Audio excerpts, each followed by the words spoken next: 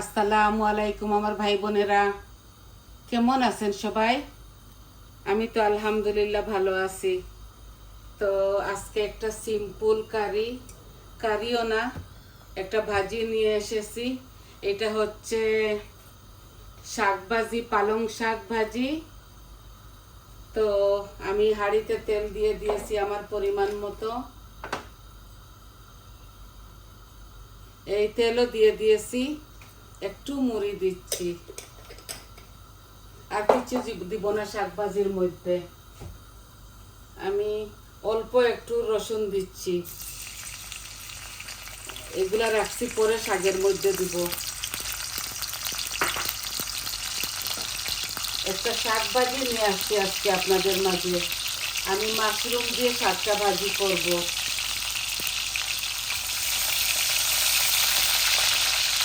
আর একটা লাল মরিচ দিচ্ছি, কাঁচামরিচ দিব পরে। নামানোর আগ মুহূর্তে 4-5টা কাঁচামরিচ দিয়ে দিব। বিসমিল্লাহ। তো শাকগুলো আমার গার্ডেনের,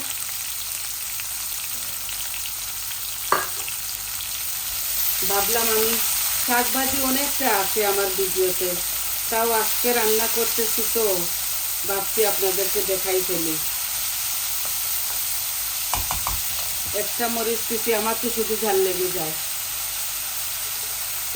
কেউ কেউ হলুদ দেয় না, আমি হলুদ দিচ্ছি, এই যে আধা চামচ দিচ্ছি।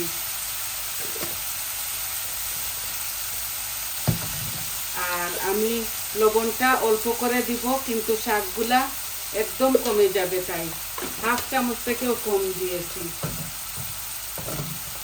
আমি অল্প অল্প করে রাঁধি। আমার ঘরে 3টা সালম আছে, তরকারি 3টা আছে। চিকেন আছে, বেড়ি আছে, শসা বাটা মাছ আছে, বড় মাছ দিয়ে কালকে রান্না করছিলাম, আছে। এখন শুধু শাকটা ভাজি করে আপনাদেরকে দেখাচ্ছি। তো আমি পেঁয়াজগুলাকে এত বেশি লাল করব না। এই দেখুন, এগুলা ফ্রোজেন করা মাশরুম, এগুলা বাজার থেকে আমরা কিনে নিয়ে আসি।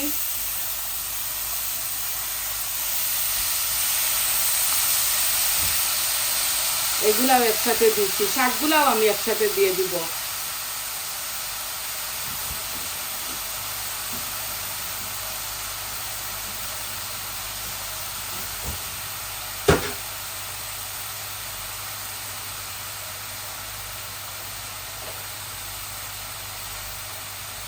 এই দেখুন শাক, এগুলো আমার গার্ডেনের, আমি একসাথে দিয়ে দিচ্ছি। ভালো করে ধুয়ে একটা একটা করে এগুলাকে বেছে নিয়েছি, পরিষ্কার করেছি। এই দেশে শাক খেতে হলে অনেক পোকামাকড় থাকে, তাই আমি একটা একটা করে এগুলাকে পরিষ্কার করেছি, করে ধুয়ে পরিষ্কার করে আপনাদের মাঝে নিয়ে আসছি। শাক যখন একটু কমে যাবে, আর একটু আছে শাক, যখন কমে যাবে তখন আমি ওই রসুনগুলা দিয়ে দিব। একজন আমরা বিচি দিয়েও খাই, আমরা এই সিমের বিচি দিয়ে, কাঁঠাল বিচি দিয়ে, চানা বুটের ডাল দিয়ে আমরা শাক খাই। তো আজকে আমি মাশরুম দিয়ে রান্না করতেছি, শুধু অল্প হয়ে যাবে। আশা করি আপনাদের ভালো লাগবে। এইটা একটা সিম্পল রান্না, রেগুলার যা করি ওইগুলোই আমার ভাই বোনদেরকে আমি দেখাই, ছেলে মেয়েদেরকে দেখাই।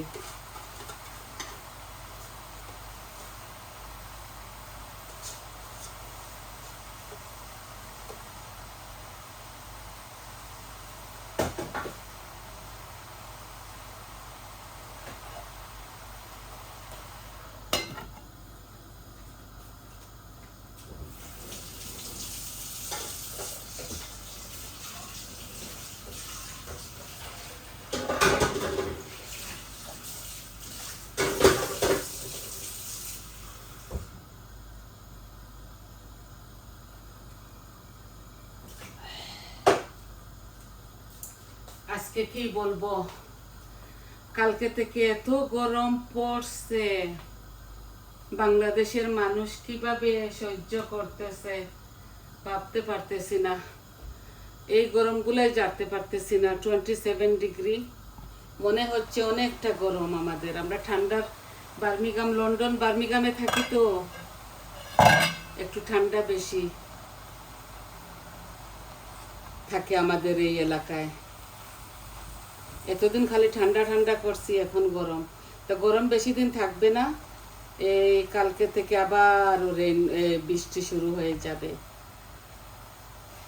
লন্ডনে বেশি দিন থাকে না গরম, 12 মাস ঠান্ডা থাকে, শুধু 2 মাস গরম, 2-1 মাস থাকে গরম।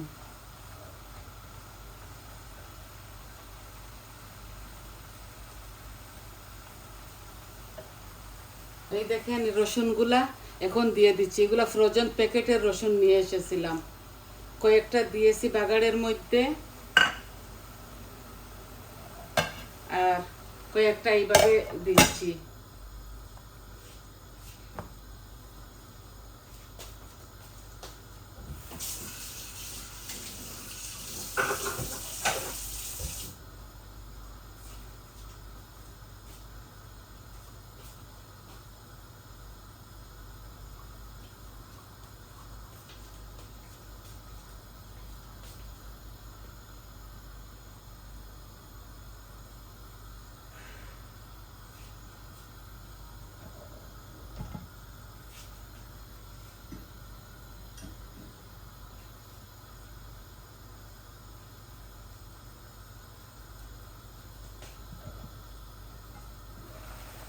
একদম চটজলদি হয়ে যাবে শাকটা।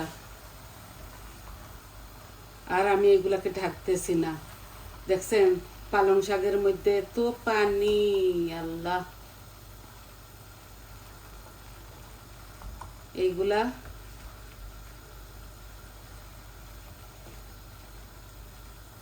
আমরা 3 জনেই খাবো। একটু হয়ে যাবে। এগুলো একদম কচি কচি পাতা, অনেকটা হয়েছে আমার গার্ডেনে, আমি রোপণ করেছিলাম। দেখছেন, এই দেখুন কতটা পানি। আর আমি একটুও ঢাকবো না এই শাকগুলাকে। পালং শাক আমি বেশি চিংড়ি মাছ দিয়ে ভাজি খেতে বেশি পছন্দ করি। তো আজকে মাশরুম দিয়ে বানাইলাম, নেক্সট টাইম আমি চিংড়ি দিয়ে বানাবো, আপনাদেরকে দেখাবো কিভাবে এটা কুক করি।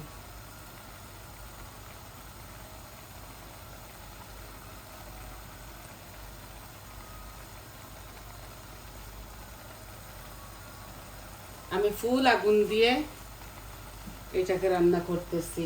এই দেখুন কতটা পানি উঠছে।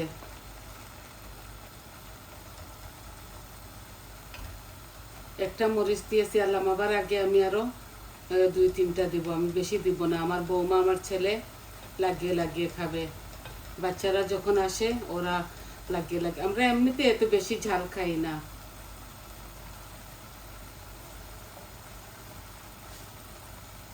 নাগা মরিচের পিকল আছে আমার বাসায়, নাগাও আছে, কাঁচামরিচও আছে, এগুলো লাগিয়ে লাগিয়ে খাবে।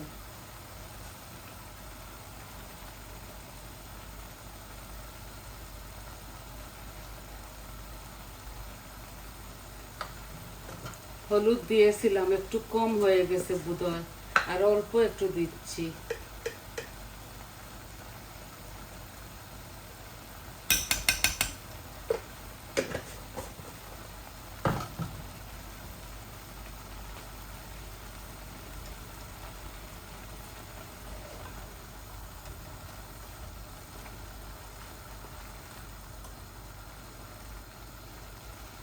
পালং শাকটা সবার জন্য অনেক ভালো।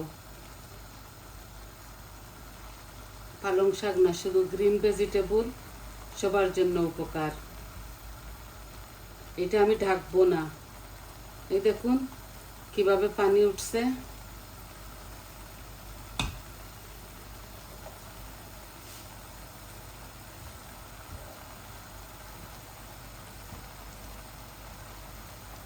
ওই দিন যে চিকেন মাখিয়েছিলাম, একটা জিনিস দিতে ভুলে গিয়েছিলাম, ওইটা ছিল টক দই, টক দই আর লেবুর রস, এই দুইটা দিতে হয়। আপনারা এটা সব সময় মাথায় রাখবেন।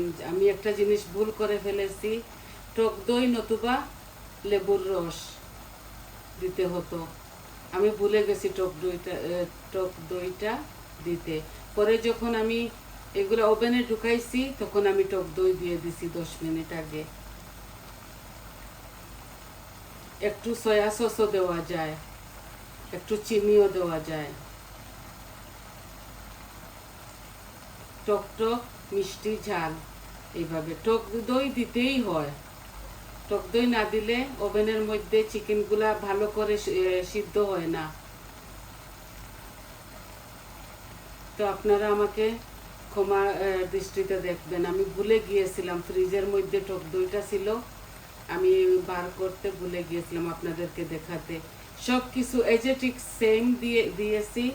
কেউ কেউ ক্রাশ চিলি দেয়, মরিচ, আমি ক্রাশ চিলি দেই না। আমি ধনিয়ার গুঁড়াও, এই গুঁড়া যত মশলা আমরা খাই সব গুঁড়া দিয়েছি, শুধু টক দইটা দিবার জন্য ভুলে গিয়েছি, আর সয়া সস।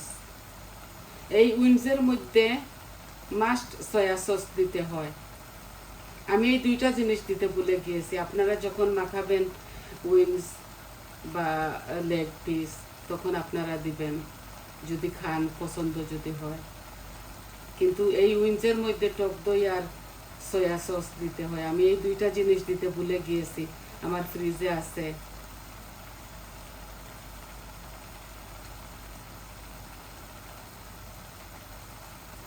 দেখছেন এগুলা এত পানি উঠতেছে, এই দেখুন, এই দেখুন, একদম পানি পানি। পানিগুলা শুকাতে শুকাতে হয়তো অনেকটা দেরি হয়ে যাবে।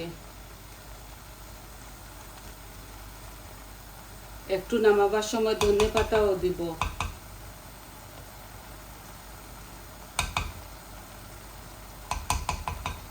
এই যে শুকনা মরিচ দিছি একটা, এটার ভিতর থেকে অনেক ঝাল উঠবে।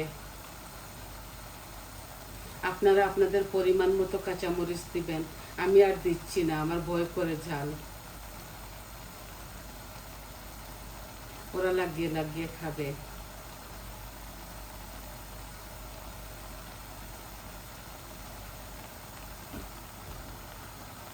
তো এইগুলা এইভাবেই হোক। আর হতে হতে যখন একদম পানি শুকিয়ে যাবে, আরও 10 মিনিট লাগবে, 10-15 মিনিট লাগবে। আমি আপনাদেরকে এত সময় খাড়া করে রাখতে চাই না। আজকে শুধু এটুকুই আপনাদেরকে দেখাবার ছিল। এই দেখুন, এই শাকের মধ্যে অনেকটা পানি উঠছে। শাকের মধ্যে বেশি বেশি করে রসুন দিতে হয়। আমি একটা মিডিয়াম সাইজের অনিয়ন দিয়েছি, অনেকটা রসুন দিয়েছি। ধরে নিন আমি একটা হোল বড় রসুন দিয়েছি। আর এগুলা এইভাবে যেভাবে আমি বসাই এভাবে বসাবেন, খাবেন আপনারা। এগুলো শুধু পালং শাক এরকম নরম চরম থাকে। তো আজকে এই পর্যন্ত। সবাই ভালো থাকুন, সুস্থ থাকুন, আমার পাশে থাকুন, আমার চ্যানেলটাকে সাবস্ক্রাইব করবেন, আর কমেন্ট দিবেন, লাইক দিবেন, বলবেন কীরকম লাগলো। সবাই আমাকে সাবস্ক্রাইব করতেছেন, আমার চ্যানেলটাকে লাইক দিতেছেন, অসংখ্য অসংখ্য ধন্যবাদ আপনাদেরকে। তো আজকে আসি, আসসালামু আলাইকুম।